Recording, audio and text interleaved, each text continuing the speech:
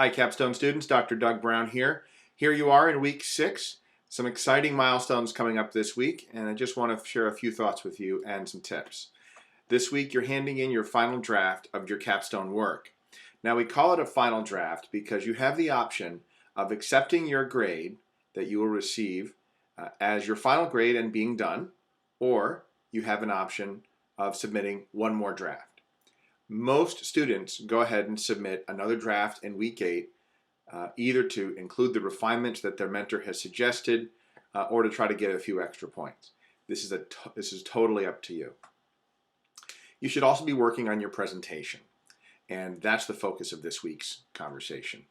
So I want to give you a couple of tips because I've been reading the discussion boards and just wanted to highlight some things. Review the week 4 material again on making presentations. Watch the Steve Jobs and skim the Death by PowerPoint presentation again. Some good tips here now that you've had some time to digest and think about it. Go back and look at those tips.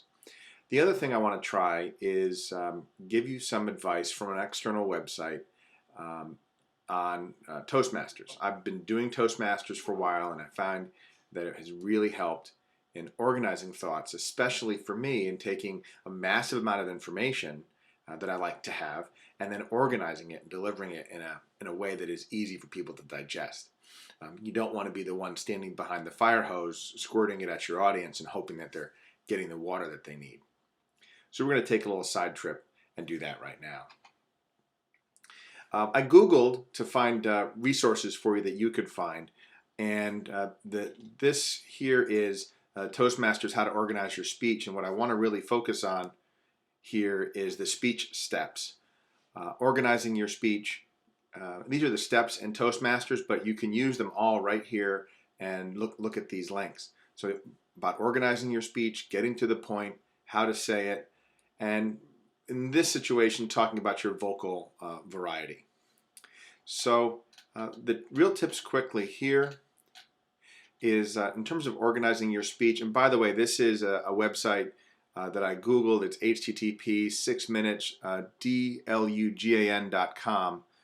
Toastmaster Speech to Organize Your Speech. Hopefully you can see that. So I thought was useful here for you with so much information is think about transitioning smoothly, crafting an effective opening, and effective conclusion. Transitions are really important. Headings, bullet, and punctuation. In a verbal speech, you would use pauses and transitions. The advantage of a pause is it gives somebody time to catch up with you. We listen less quickly than we digest. Think of it like a funnel. We need to get it into our head. So this gives some examples. The other tips here in terms of getting to the point. Just waiting for that to come around on the guitar here. Sorry for the zooming. Make sure you know your general purpose. You should know that by now. Your specific purpose. And this is what we have talked about in terms of your ask. What exactly are you asking for? And maintain focus on that objective. You are going to have a lot of information. You need to focus on the most essential things. And remember, you want to get them to read everything in your proposal.